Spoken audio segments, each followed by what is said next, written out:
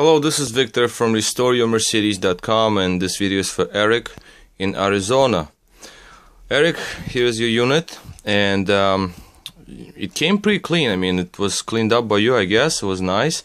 I just blasted it real quick, a little bit more, just to make it nice and smooth and clean before I work on it. And just lubricated gears, cleaned up the insides, and replace wiring, of course. Your wires, as you know, were not good. And let me see. This is here is your loom that you sent me. This is the original that came with this unit. You can see the wires are bad. By the connector itself, by the connector, the wires were not as terrible. As you can see, they're still colorful, but they're cracked. So second I start touching them, they just fall off. You know, the insulation is not holding on. So obviously the wires have to be replaced, which I did. Okay, the connector is connected to my little adapter here. It's just, as you can see, it goes into the throttle body, go all around. And here I have it connected to the TLLR module, TTLR actually. And as you can see, if you follow it around, it goes here, there, and then on the bottom one. This is an E-gas, this is for the ASR models, and the bottom unit is TLLR. That's for the non-ASR units. So we're going to energize it.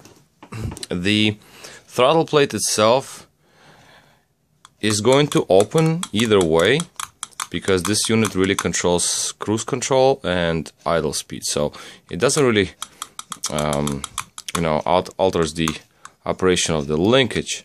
So as you can see, I can open it still. But the difference when the unit is energized and not is, as you can see, I can close it down by pressing on the plate.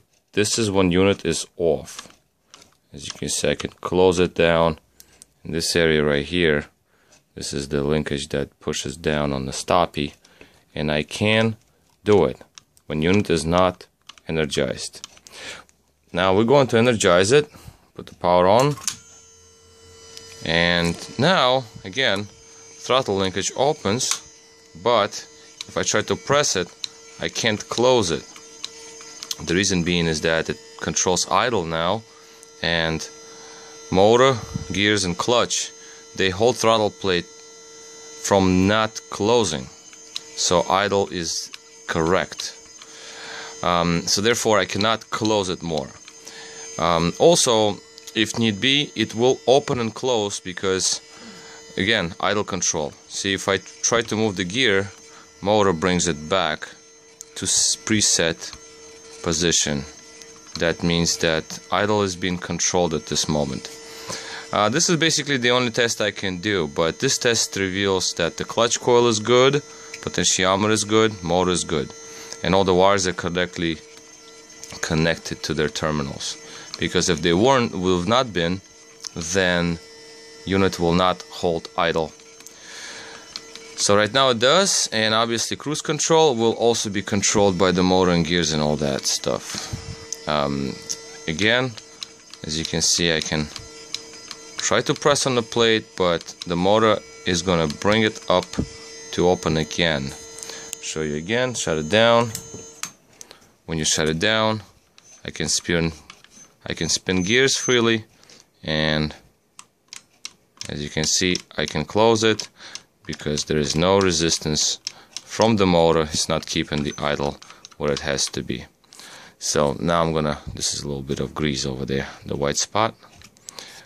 From the gears when I lubricated that shaft. Okay, put it on. You see the motor twitched, put gears into the right position. Well, see, I moved it too much. Shut it down, put it back on, and as you can see, it holds it in position where it has to be. Now if I move it too much, the computer will think that the throttle body is jamming. So I can duplicate that. As you can see, I moved it way too much.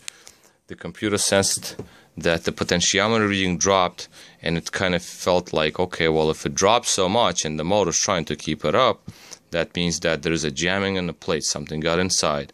So therefore it shuts down to give you this safe operation in terms of when throttle body is jammed, it just completely closes down.